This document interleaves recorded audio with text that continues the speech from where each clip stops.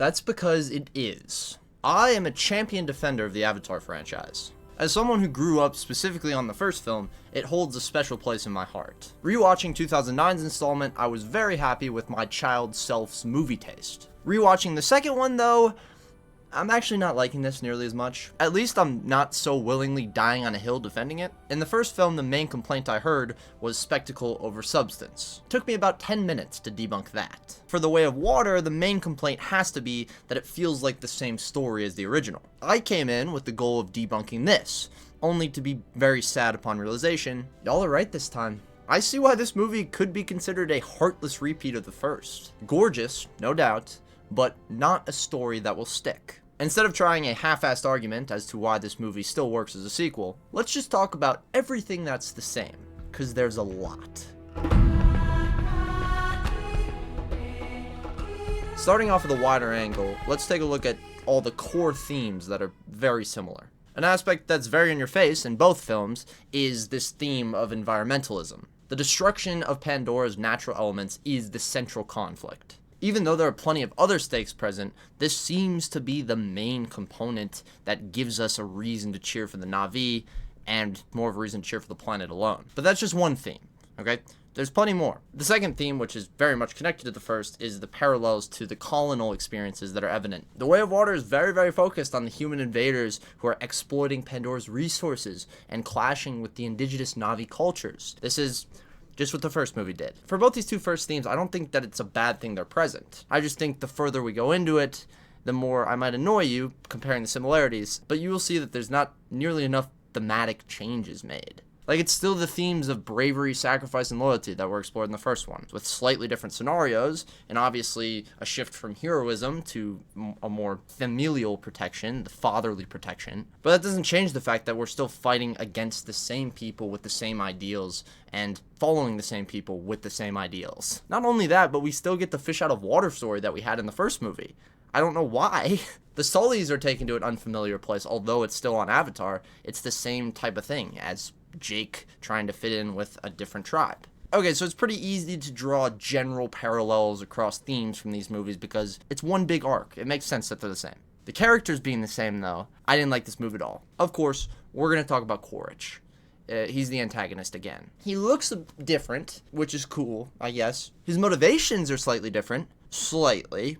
He's still fighting for his own team and everything. But he's a lot more revenge-driven now, and he has this whole kid side to him. Not that he's a kid, I'm talking about Spider. So at least you do have these different elements coming to Quaritch, but it's such an oversight to me. You can't go ahead and kill off a big villain in the first movie, bring him back as an Avatar in the second movie, have him as our main antagonist, and then just be fine with that. Did you not think that was going to feel a little similar? You know, just a little bit of a reskin? I think Quaritch is kind of a metaphor for what this movie is to the first one. Yes, it looks different, for sure, but you go in depth and it is kind of the same thing. Otherwise, the characters, though, were good. There's just a shit ton of new ones, you know. It's very different than the first, honestly. All the new characters are overwhelming, though, even on the second watch.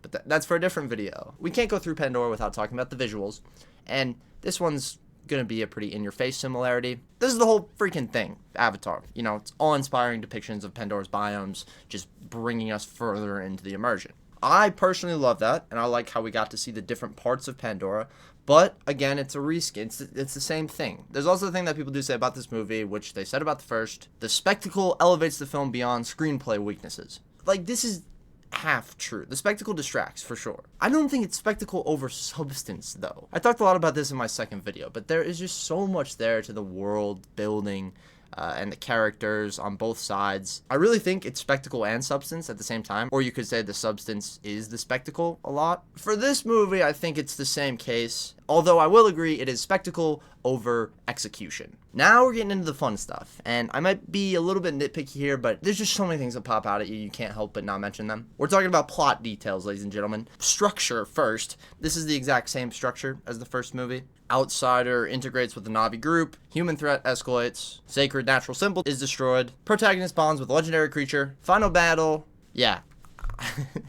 I don't need to keep saying it, but yeah, obviously the same. It's the same. That speaks for itself there. I mean, that shouldn't be able to be both movies. I'm not even like wordsmithing that at all. That's Yikes. I will say this is kind of similar to the argument with the Star Wars The Force Awakens and saying Star Wars A New Hope is the same. I think more so with both these conversations, we're talking about a general story structure that is present all around movies. There's always different things in there to dress them up. My example of talking about this in my first Avatar video was the fact that the first Avatar movie is a Pocahontas story, but it's also a How to Train Your Dragon story. This is just a common structure, although it feels very similar. Fine. I already talked about the fact that human antagonists return or transform with their avatar bodies, but you can look at it even deeper because Jake awakens in his avatar in the first and Quaritch awakens in his in the second. I also already talked a little bit about the whole environmental side, but as far as resource-driven conflicts go, I absolutely hated how repetitive this one felt. Both of these movies' central conflicts are centered on rare MacGuffins. It's unobtainium in the first, the best name ever, and then it's Amrita in the second movie, harvested from the Tolkien whales or whatever. We can't just have two different freaking miracle elements and then prop those elements up as the greatest things in the whole world for two separate movies. I mean, it's just, you're doing the same thing. That feels so fake. Another place where they did the same thing was the destruction of the culturally vital natural element. Both movies, same type of destruction. Home Tree in the first, Tolkien in the second. Speaking of those big guys, bonding with powerful outcast creatures, aiding in battles, does that sound familiar to anybody? It's just so hard when you focus on the human destruction so much in the first movie, and then just focus on slightly different human destruction in the second. Why not switch it up a little bit? Or rather than a miracle element, just make Jake Sully that important, and these antagonists have to go through the Tolkien. Finally, for my last little plot thing, both these movies end on a shot of Jake Sully's eyes opening. So that's all the major similarities, the ones that really stuck out to me. Just because I want to hammer this down and make sure that if there's any other people left wondering, if people are bullshitting when they say that Avatar Way of Water is a repeat of the first, they're absolutely not. We have a few other rapid fire reasons.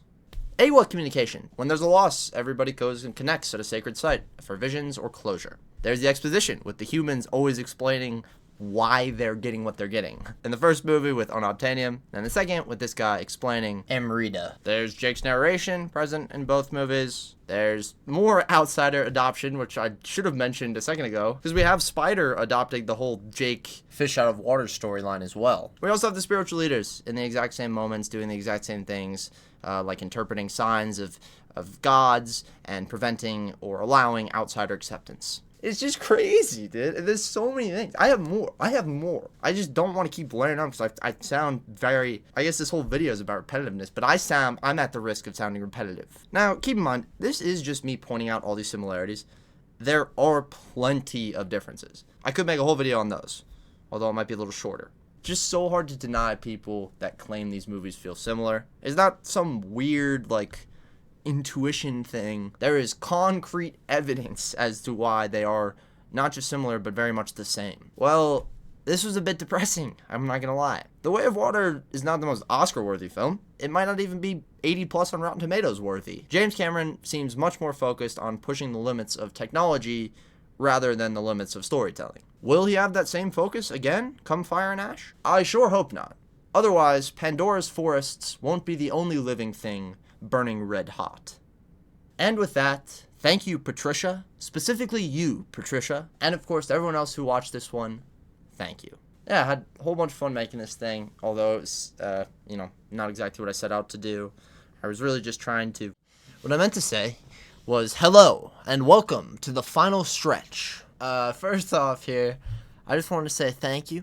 All of you guys have been super amazing, and we're getting really close now to a huge milestone on YouTube, which is the 1,000 subscribers mark, and for myself is also going to be monetization. That means I'm making money. You probably know that word. That's right, though. When we hit 1,000 subscribers, we'll officially be monetized, and ladies and gentlemen, I could not have done it without you. I really love doing this, and getting to put these videos on for an audience is a real dream for me. So yeah, to celebrate continuing doing this and crossing this big finish line, I'm going to announce a giveaway. That's right, actually kind of two giveaways. First, we have the adventure book. And no, I am not giving this book itself away.